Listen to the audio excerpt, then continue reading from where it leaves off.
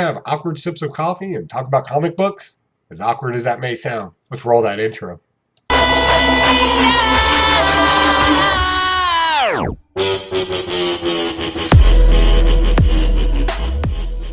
What's going on out there, everybody in the ether of the internet? I'm Pocan Joe, and as always, you're pretty cool for swinging by, you wonderful weirdos. Sorry to get this video out so late. I've been I would say busy, but that would imply that I was working. But the truth is, I was just having a great time, and I blew off taping because I'm a horrible human being. So let's get on with the review and the haul video. These are the comic books from August the 11th. That's 9/11. So yeah, that was a weird day because you never know what to say on that day. Like, it's a sad day, so you can't say like Happy 9/11 because then people are like, "Oh, you're a Nazi." It just comes off weird. Without further ado, let's kick it off this week with indies this week because I got some interesting stuff in the whole indie category. If you don't know, and you're first on this show, you will, well, if this is your first time on the show, definitely hit the subscribe, hit the like, and definitely hit the bell because between Friday and or Thursday and Sunday, I could possibly do this haul video. So if you're really interested in it, definitely go ahead and hit that bell. So without further ado, let's kick this off. I picked up Soft Wood this week. This is a play on the heavy metal magazine. It's actually made by the same people. There's a lot in this. Like, it's really worth its money. I think I spent like $8 and some change on it. I got it on mycomicbookshop.com. It's classic heavy metal, just maybe without as much boobs, but there's some boobs. A lot of weird stories in here. I didn't really care too much for this, but if you really like that heavy metal sort of feeling and things, definitely may want to pick that up. Nothing really deep in it. Well, there was one story about Alan Moore and that whole conflict with ABC, and it was kind of based off of a Watchmen parody kind of thing, but I got bored with it pretty quickly. Other than that, the rest of it's pretty much in your face. A lot of weird poetry with graphics with it. It's just weird. Moving on, Dark Ages. We pick up on issue 2 here. I'm enjoying this. This is kind of cool. This is kind of a weird issue, though. We get a little bit more backstory on why the metal, well, not why the metal went away, but we kind of get the scope of all the metal going away. We find out that a little boy gets visions with his seizures, and that's not unusual in history. We also find out he's not really the son of who we thought he was, like the king guy. I guess it's a monarchy that they're kind of running in that particular village. We found out that why preppers and people with guns didn't survive. It was mostly like Renaissance geeks and history professors and stuff like that. People that can transform things like toilet seats into arrows. Yeah, they say that in here. It's actually kind of a cool concept. They kind of break down, but then there's some people with the guns. Now, they spent some time explaining to us why guns don't exist. We got it. But then we see some people with guns. And I'm pretty sure that's going to be explained in the next issue. I really hope it is, but I've been enjoying this. This is a fun adventure quest type of story. It deals a lot with tribalism and how it works today, I think. And I think it's a good analogy of it. Moving on, talking about quest stories. Reaver. Oh, man, I am enjoying Reaver. We get some really cool insight on some of our characters in this one. A lot of secret stuff going on with the wizard and his bodyguard and the giant, right? And then there's some secrets going on with our ex-ashamed officer. He knows some people in a village. So basically the premise of the story is they got to sneak into a village, capture the head of one of the officers, and papers. Why do they got to do this? For knowledge, right? That's always the allegory for knowledge. Documentation and a head. The wildling ends up burning down the village. Our sergeant character ends up chopping off the head, and they bring it back to the wizard and his weird companion. It's weird and it sounds weird, but it reads so well. I would definitely, before this gets too deep onto like issue 5 or 6, I would definitely be picking this up, or at least trying to find the first 2 issues of this now. It's just great stuff. Moving on, I picked up this. Yeah, it's Blade. It's Blade, just with a white punk chick. It's Blade. She's half vampire, half human, and she hunts vampires, and they can't smell her. She gets all the benefits of being human and a vampire, none of the weaknesses. Like, she doesn't hunger for blood or anything like that.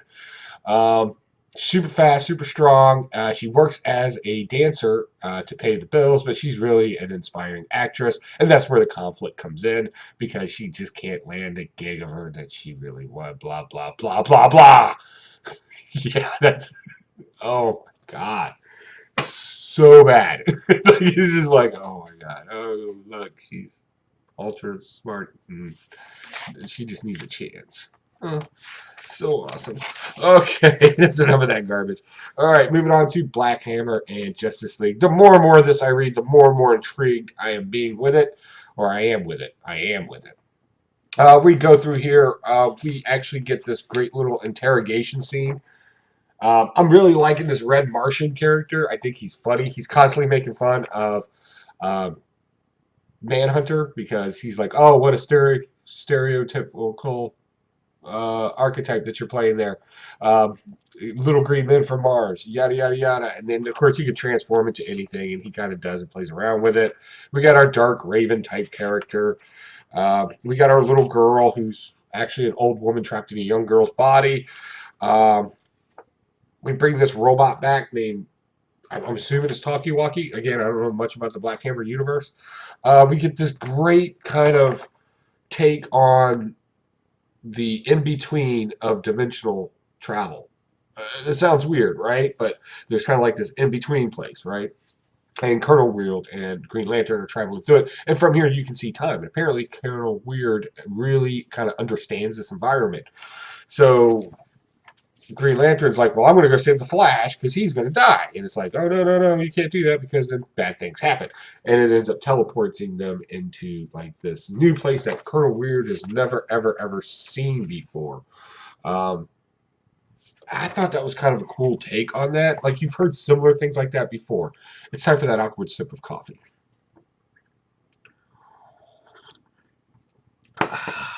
I'll never edit those out. Okay. Then we get the little girl. We can find out that if you don't know anything about the Black Hammer universe, apparently she can fly and she's super strong and all this other stuff. We see one of our favorite Justice Leaguers kind of pop up and say, "What's up, sugar?" She's going to take care of her. They find out it's one word that will change her back, and apparently it need to be said backwards, right? And she changed back into her old woman self. Some parts of this are very reliant on comic book tropes, but they kind of repackage it in a way using different verbiage. And I think that's what I'm liking most about this.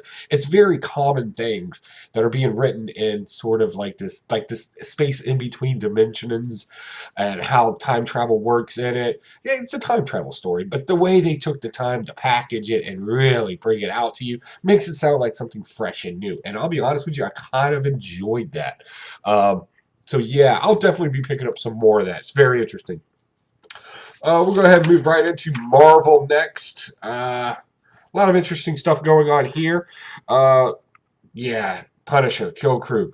I was so worried after reading issue number one that this story was going to go super soft on me, and I'll tell you what, they did not. They're bringing the damage, and there's just something about Conan kind of being this Conan Viking barbarian type thing that just seems to make sense, especially when you do stuff like this right here. I'm telling you right now. So what happens in this story? Well, Punisher's got to go get some justice done for the kids. So he's traveling the universe using Thor's goat to pull his van. This is one of those books that's really hard to tell people about and be serious. Like, okay. But moving on, he captures one of these kind of giant, or no, one of these elves, and because the elf kind of knows the universe that he needs to travel in at this point. So he's got him on the front there. He's treating the whole thing like a wagon. He finds the first monster, which is this robot shark type of thing. I really like this because it's all based off kids' drawings. So I kind of wanted to know how that would translate. It almost wouldn't surprise me if they actually got kids to first draw up the pictures to kind of say, "Oh, look, a shark with robot arms." It just sounds like something a kid would say. Uh, Moving on, we're going to do some damage. There's the shark right there that ate some kid's family. But then we also get dun, dun, dun, who's the man in the cage who's told to be singing like a bird. It's Froggy, Daredevil's best friend. He's there. They've been torturing him or whatever. So he's going to go ahead and he's going to save him. But the problem is he can't take Froggy back to New York just yet because he's on a mission. He's on a mission to avenge these kids. So what do? He jumps in the van and they're going to sail across with their blue elf guy. Sounds like they're setting up a team. This is classic adventure type story in the realms of like the Hobbit, where you pick up your team as you travel type of archetype. And I like that kind of story, and I'm glad they're doing that with this. Because then we get funny things like this castle flying through space, and it just so happens because space isn't that big. The ghost or cosmic ghost rider pass each other up. Um, as we go down, we're destroying giants and causing havoc, but then we hear somebody scream, and we need a big guy in our classic hero quest type of venture. So, yeah, it looks like the Juggernaut's going to be joining the team. I think that's really awesome. I think it's a good choice. So, what do I think all in all about this? I don't know. But if they do stuff like this, I'm going to be okay with it. This has been a great story. And I didn't see it as that type of archetype story where you pick up your heroes as you travel. I never thought they would go that way with it. I just figured, they'd show up, kill people, be done with it. It was going to be like a slash and hack type of thing. I was very excited about that. But this is so much better because now we get to see this kind of weird hodgepodge of characters come together and fight the big bad, whatever the big bad's going to be. That I like that. I think that's going to be good. I think that's a good choice in writing. It's definitely not an easy route to write, and I can't even imagine what it would be like to illustrate. But I think we're going to have some fun with it. I enjoy it. Moving on. Loki. This is number 3. I was getting kind of worried after I read the last one of these. I was like, oh my god, the children of Eternia or Eternity. Eternity. That's in He-Man. But yeah, I was like, this is not good. And then it's like, oh no. And their names are now and then. I don't know how that first appearance and cameo appearance things works in comic books.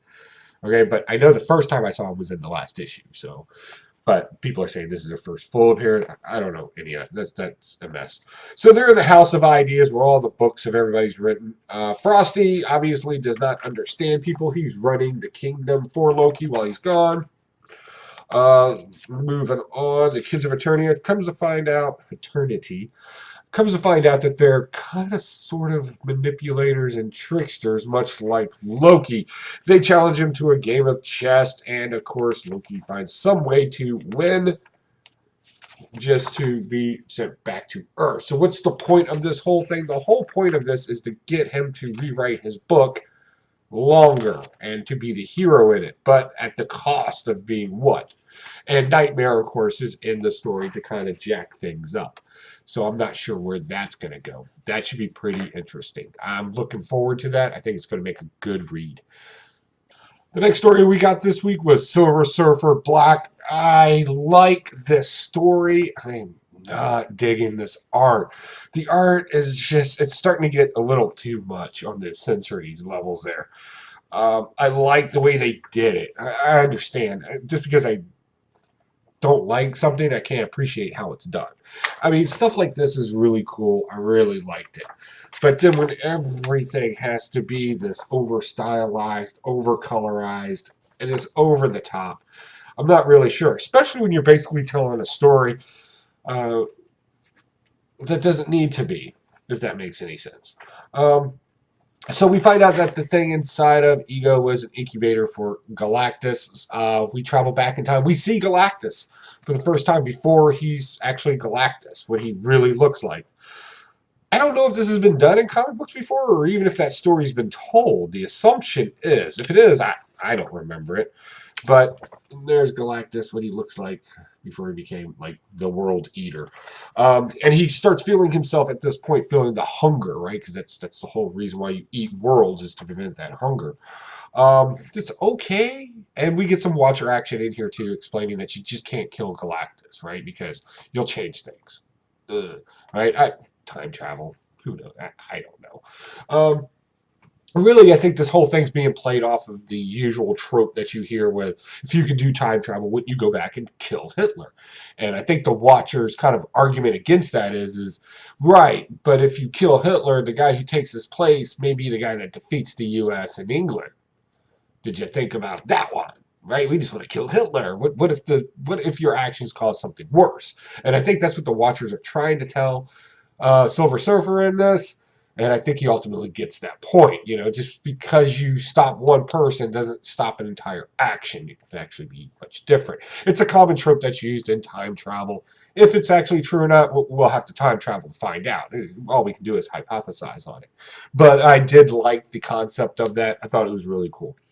Moving on, we're going to go ahead and we're going to talk about what is this again? Powers of X, and this is issue number 4.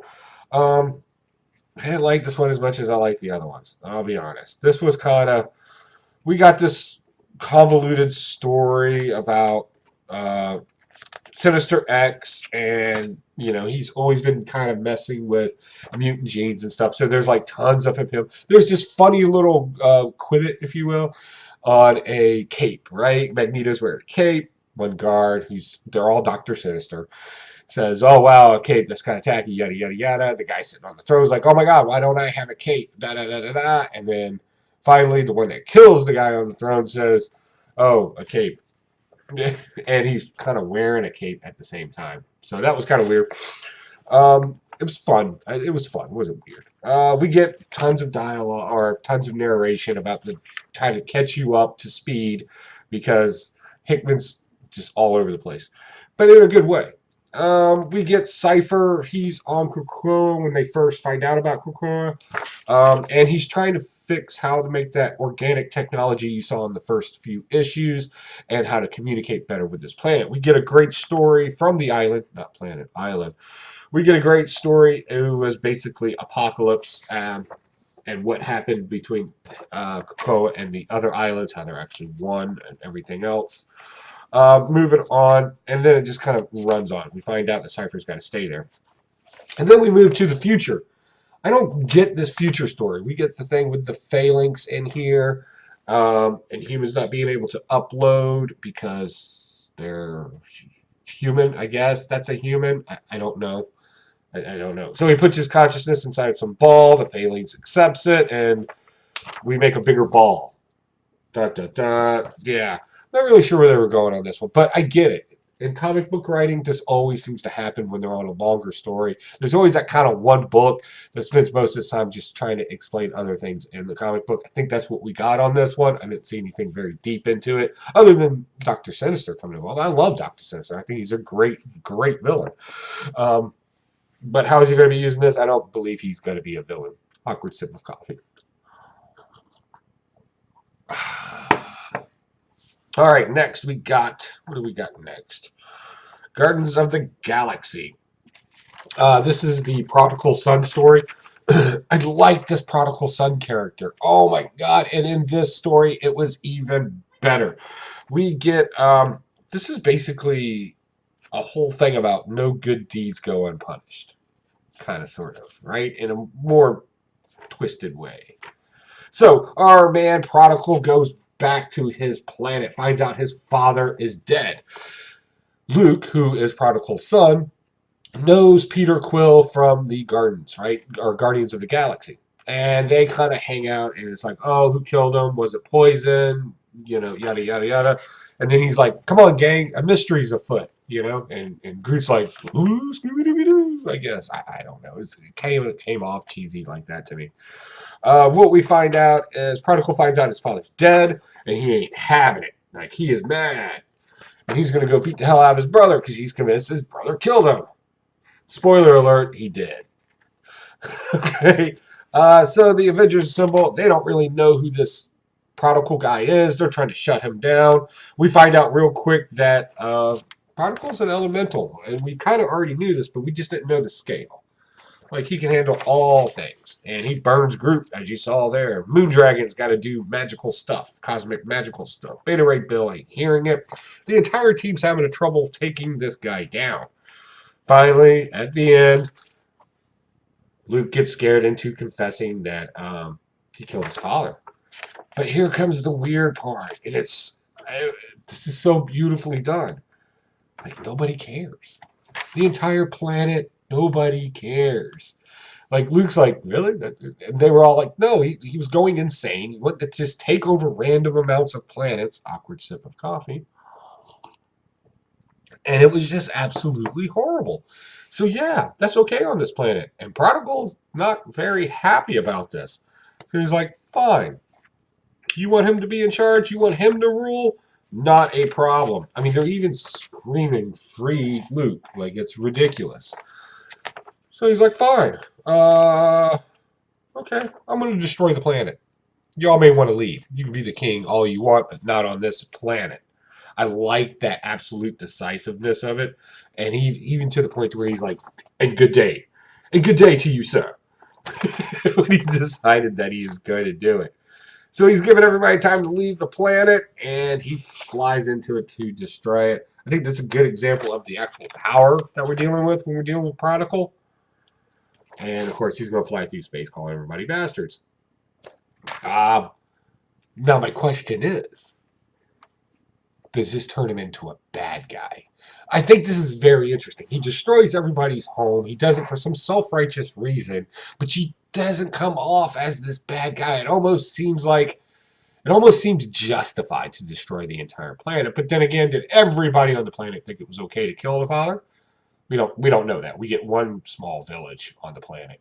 So I don't really know. I think they can play off of that later, definitely. So now the question is does Prodigal turn in? Is he still a superhero or wannabe superhero, or is he a villain now? I'm kind of curious. I want to see. I hope he breaks his own solo album or album. Well, okay, yeah, album. I hope he breaks his own solo album out, and we play off of those themes a little bit, where it's always kind of vague if he's a good guy or a bad guy. Kind of like what they do with Loki, just without the trickster, more of the slightly ego, want to do the right thing, but just can't because I'm too stupid. I think that would be fun. I hope they keep it that way. That's a good character. Moving on. Spider-Man. Man, this is a weird story. Not a lot of action in this. Tons of dialogue. Um, and basically all we're doing with this is the usual thing with Spider-Man. And I think it's the thing that makes him more relatable than anybody else. In this particular story right here, we get how hard it is to be Spider-Man and all of his problems. Like, legitimately, he's got to help MJ with a script because she's going to take off to California for a role. So he's got a relationship, right? And then he's got this whole he starts realizing every single time he leaves MJ and he needs to be back at a certain time, like that's when the villains attack. By the way, guess what happened in this story? Right? And he's always kind of letting her down, right? Like she's always the butt end of everything that he needs to get done. So he goes and he talks to, which is weird because he did this to himself. He goes and he talks to Aunt May, knowing he has to be back at a certain time. Tells him all the problems. She slips him a little something in the pocket. We find out what that is later. All of a sudden, Peter Parker's sister shows up. Dun, dun, dun. She's the one that's got the thing that he needs to go do as Spider-Man. And he's like, oh my God, are you kidding me? Apparently, the chameleon kidnapped her partner slash lover, which I think is very unprofessional in that type of spy ring. Like, seriously. Somebody needs to call HR. Some girl comes over and helps MJ pack. They're complaining about how Peter's never there. Yada, yada, yada. They go in. Apparently, she's the new Falcon. I don't know much about this character, but they go in there. They kick everybody's butt. It's three pages long. They save him. It's too late. Peter Parker's sister wants revenge, and Peter Parker missed his girlfriend's flight. And we find out that he was going to propose to her today because there's the ring. And now he doesn't know what to do. And then we're going to roll into some carnage action. This story is what makes Peter Parker so relatable. But he's got a relationship, he's got a parent or a guardian that he takes care of or visits on a regular. He's got family. Go that route. He's got this college thing he's got to do all over again, which I thought was ingenious to reset that. Then he's got the whole Spider-Man thing he's got to do all day long. And then God knows what else in a normal life that has to happen. That's why Peter Parker and Spider-Man is so relatable to people, because sometimes the day can just seem like, oh my God, I got too much going on, and you're rushing and rushing and rushing. And unfortunately, the ones that we love the most are ended up paying the price for that. I know I've done it over my years of being in the military and just working a job and everything that I do. That every now and then I'm going to call my wife, hey, I'm going to miss that. Hey, I'm not going to be able to do that. Hey, I'm not going to. Right? They always are at the brunt of it. And this is a great reminder just to take the opportunity when you can, when you're around them. See, I told you comic books can make you smarter. Hey, look at you getting smart over there. I'm so proud of you. Okay, moving on. Next we got okay, so picked up a lot of symbiote stuff this week, mostly because I've been finding it very interesting. Let's get an awkward sip of coffee out of the way. Refreshing Folgers. All right. um, I really wanted to know how this would work out. And this is a symbiote of Vengeance with the Ghost Rider and a Carnage symbiote. I liked this, and it was exactly what I was expecting. So now I feel smart too. Thank you, Marvel. Okay, so we get introduced to this Ghost Rider right here, who I do not have a lot of knowledge of. Apparently, she made the mistake of wiping the sins away from a village, and everybody was just these drone husks kind of walking around, and she swore that she would always protect them because she was wrong for it. Well, Carnage is there causing some trouble. Um, I liked this because we get some good Johnny Blaze action. Boom. Right? Who's now the king of hell. We get this other Ghost Rider, this gentleman down here that's not the Flaming Skull. What was his name? Danny something or other. Anyway, he's the Ghost Rider from like 1971 in that series before Johnny Blaze. He was the Ghost Rider before Johnny Blaze. And he's got his cool little 80s motorcycle there. That's pretty tight. So he's being told to go help her out because, you know, Johnny Blaze is in hell right now. So he's going to go and fighting ensues. I love this artwork here. As we go through this, the battle commences. Horrible things are happening to people.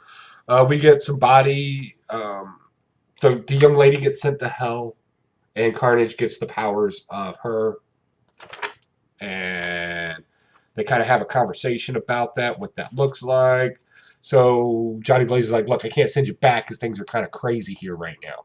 You know, and I don't know how to do it, but you can possess somebody. So she possesses some little girl or whatever. We get this whole venomizing cool characters and all their abilities. That's really cool stuff. But there's something in here I thought was just absolutely, positively fascinating. And I definitely want to show you the pictures of it.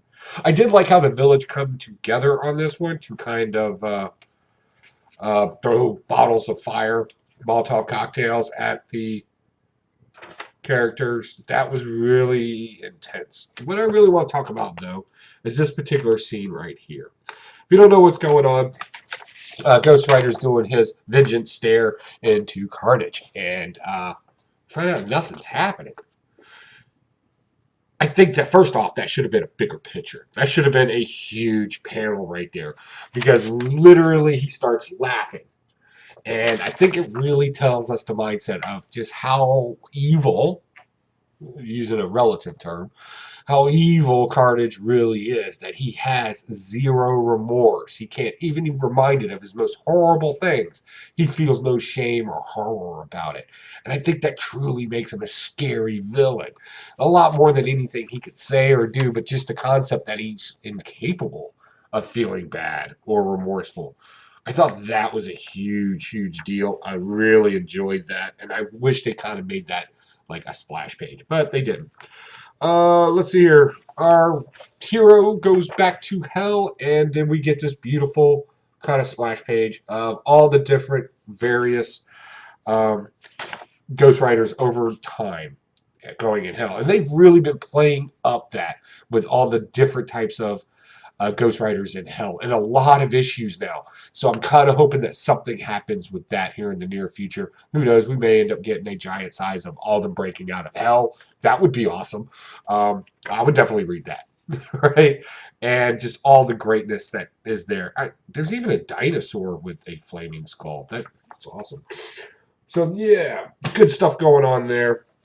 A lot of weirdness. Next, we had to pick up Venom, right? Get some of that great Venom action going on there.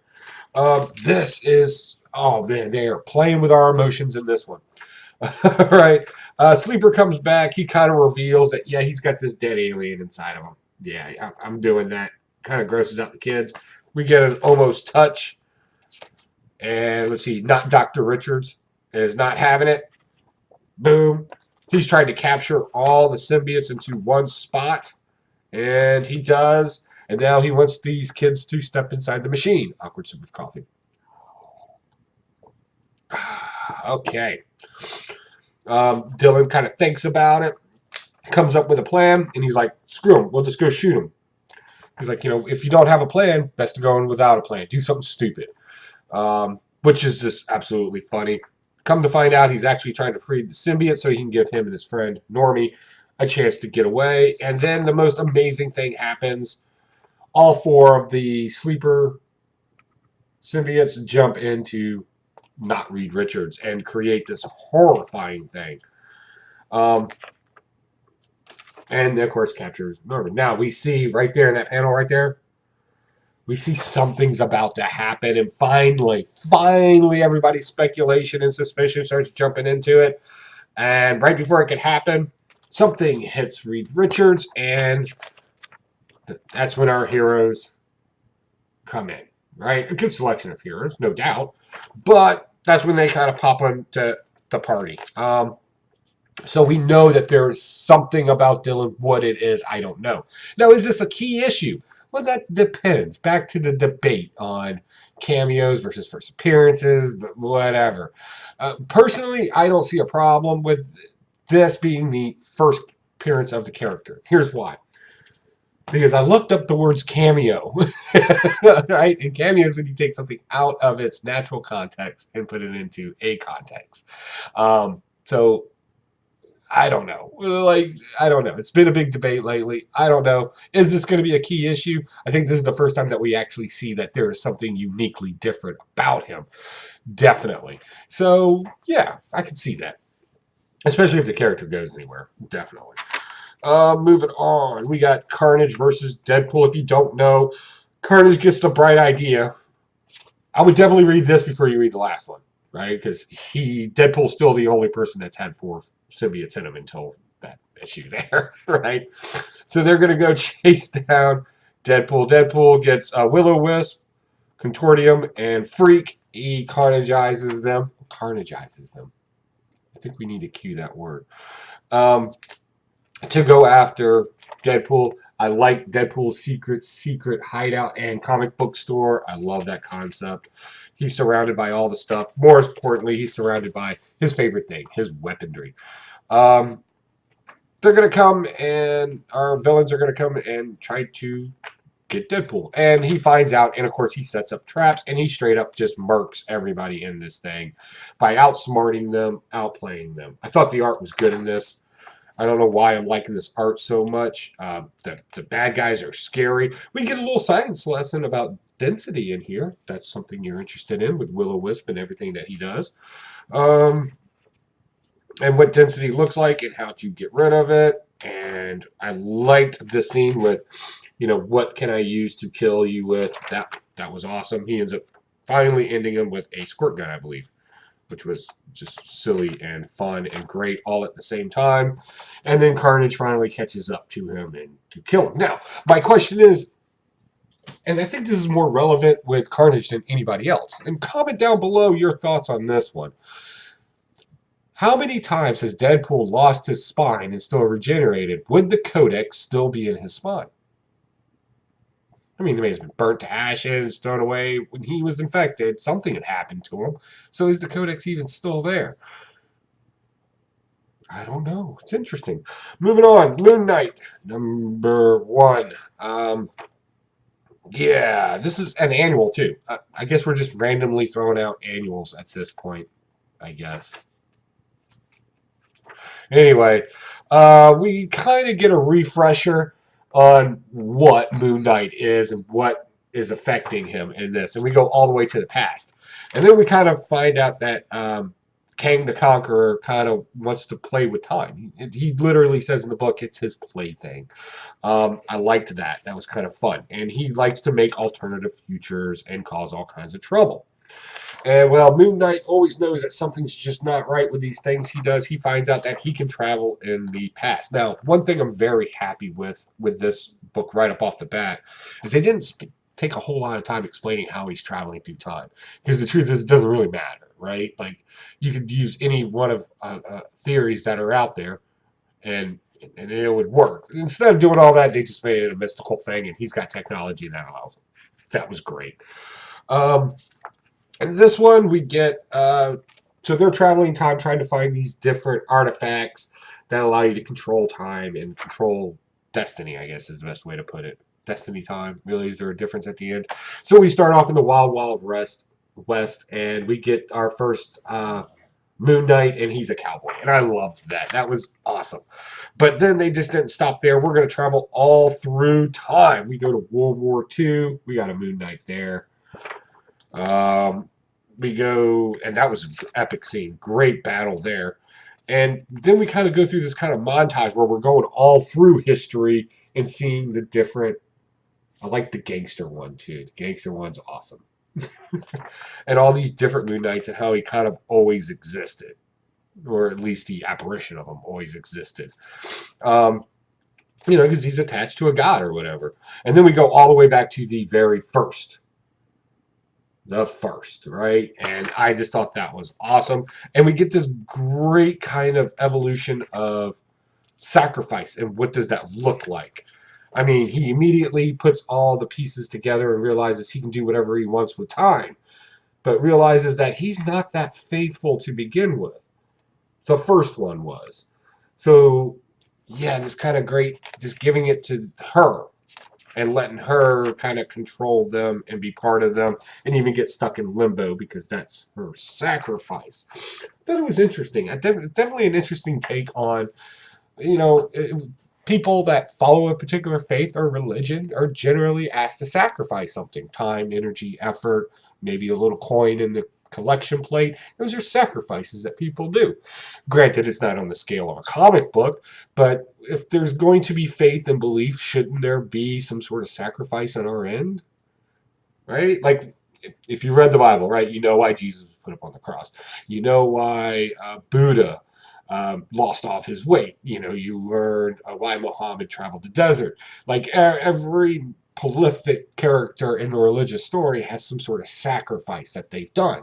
So we, the faithful, are to have some sort of sacrifice back. And I think that's kind of interesting. I think it's a great take. I don't know if the writer meant to get that deep into it, but that's what I took away from it. What did you think? Comment down below.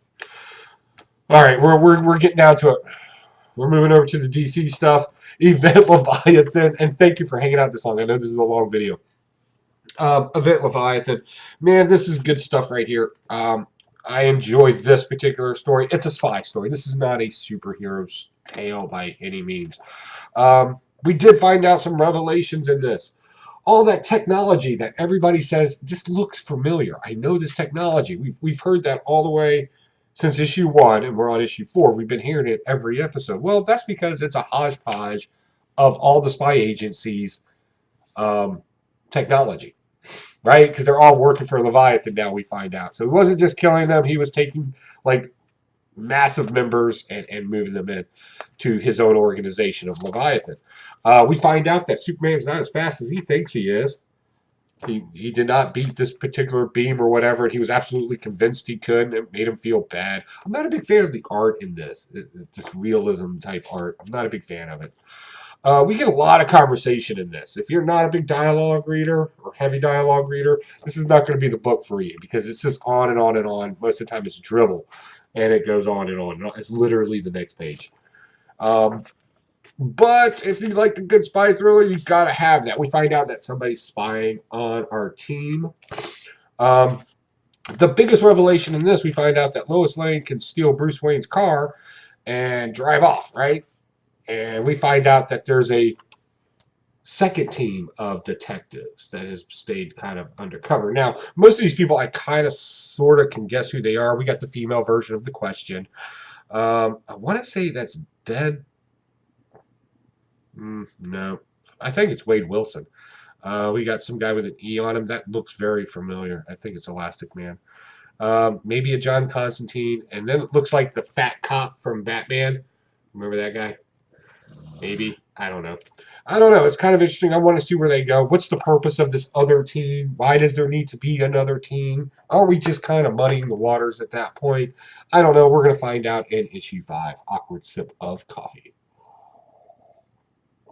Sorry for all the coffee drinking. And even though I love editing videos, I love saying awkward sips of coffee. So that's why it's not edited. Okay. Hey, let's talk about some mindful dribble. Yeah. Yeah. Yeah. Don't worry, folks. King's almost done with this. Um, what did I like? I like the homage to Magnum PI. Right? The hair, the stash, the hat, right? Yeah, Tom Selleck, Magnum PI. That was awesome. The rest of this, I don't know what they're trying to do. Like, everything seems to contradict itself in here. For instance, we're on vacation on an island. Dun, dun, dun. We're having a good time. We're looking sexy because we're sexy people. And then all of a sudden, we're training on this tropical island by climbing a rock in stilettos and a cape. That's okay. Um, then we're in our 5-star hotel, but I'm going to sleep on the floor because I'm a gentleman. And then words about how we really like and feel about each other. Now, seriously, a hotel room this big, there wasn't another bedroom or a fold-out couch like Airbnbs. Yeah, fold out. I don't get that. Then we're gonna go swimming. A lot of things going on in the water here. I don't know.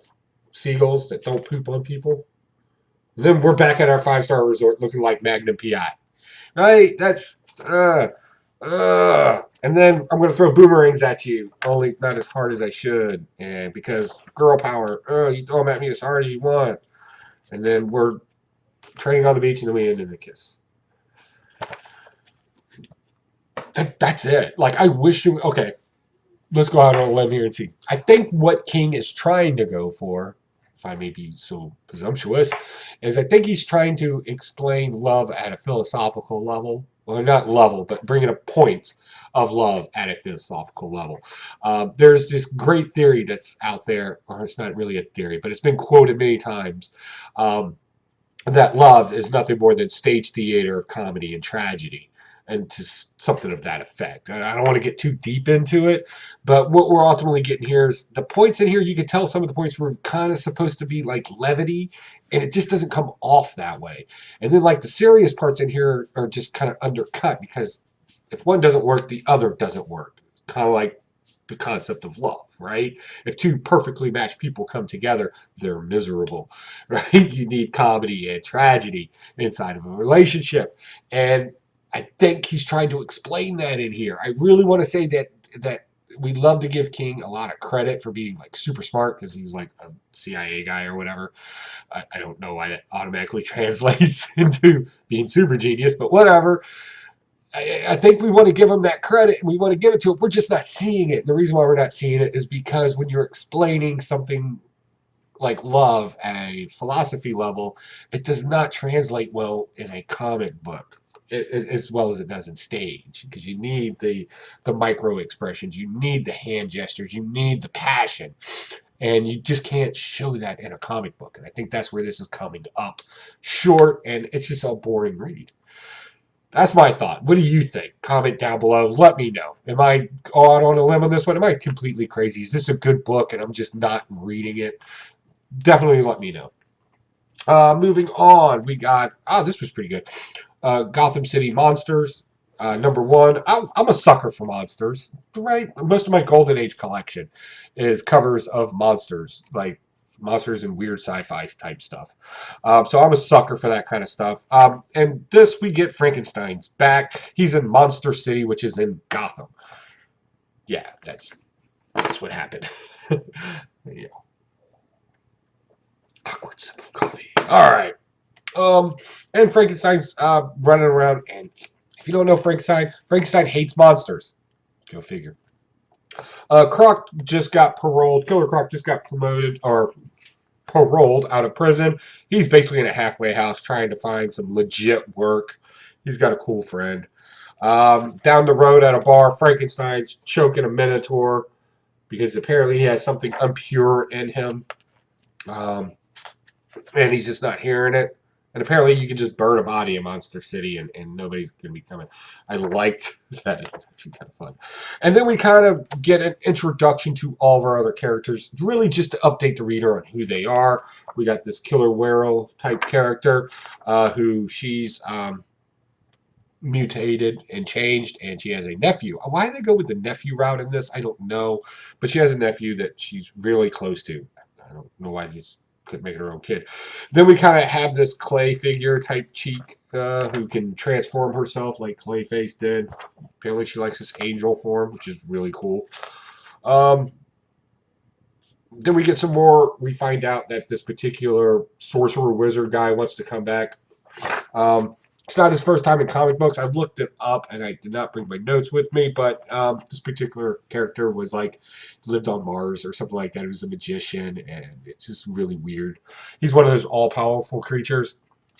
I really like the scene with the musket gun being fired because he's kind of got this Punisher type attitude towards things. I'm liking that. We also got a vampire, of course, on the team as well. And, of course, Frankenstein and vampire don't exactly get along very well.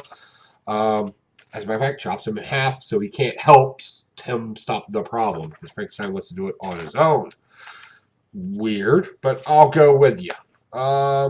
We lure a bunch of people into an audience. We steal their essence so we can raise him. And as corny as cheesy as some parts of this was, with the baboons and everything, and some of the writing, you can't help but get this feeling that Frankenstein feels noblesque to some degree. The way he speaks in it. In some cases, I thought maybe they overdid it a little bit in the dialogue, but he's kind of have this nobility about him that he's not having it. And I really enjoyed that. I thought it was an interesting take on Frankenstein, better than the dummy, like he's legitimately strong. He's legitimately a superhero. Maybe anti-superhero. But regardless, we see a team forming. We see something great happening. Let's hope that they keep that up. Let's see if Frankenstein can actually work with other people to make bad guys go away. That would be interesting. Let's see here. Last, I got Detective Comics. This closes out the arch with Deadshot and Batman on an island. They basically ended this one. I like the way it ended. Basically, right, we used jungle tactics to beat, Deadshot there. That happened. What I really liked is that the two older people from World War II, two pilots, decided they just want to stay on the island because the world has changed so much, they probably just don't fit in anymore, and they kind of have somewhat of a life there. And I really like the fact that Bruce Wayne kind of drops off like care packages to them, but not only is he bringing them food and stuff like that, he also brings them literature. And what I found most entertaining about it is, because I overlook things way too much, I really should have brought this out before we started filming, as I was looking at the various books. Yeah, I'm that picky. Let me show you. Where are we at? Okay, he drops them off. Boom. So if you take a look at some of the books, I think I can't think of anything more right.